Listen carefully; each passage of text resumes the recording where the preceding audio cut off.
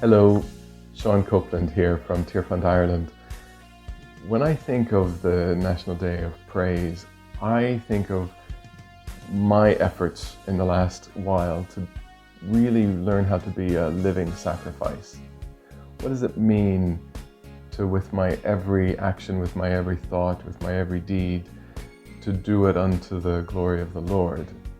To be a person who prays without ceasing, to be a person who, in my unconscious activity, I'm being consciously aware of God's presence within me and around me, and how I engage with Him in praise and worship and adoration.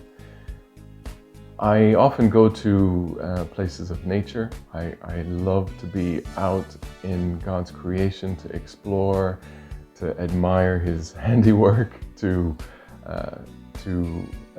just reflect on the things that He has created in His beauty and wisdom.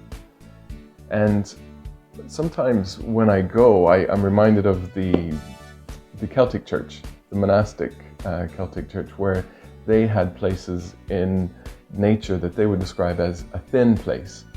And the thin place being a place between heaven and earth, but that place is very thin, where the veil between heaven and earth is very thin. And I think often about those places. I like to go to them myself. But in my efforts to be a person that prays without ceasing, in my efforts to be a living sacrifice, I think, what would it be like for me to become a thin place? I know God is always with me. He is in me.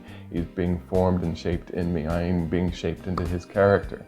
But for other people, what would it be like if I was a thin place for them? What if I was a place where the veil between heaven and earth was very thin? And if I could be a living sacrifice that other people could experience the presence and the activity and the heart of God more deeply and more richly, then that to me would be a wonderful sacrifice, an offering that I could give back to God.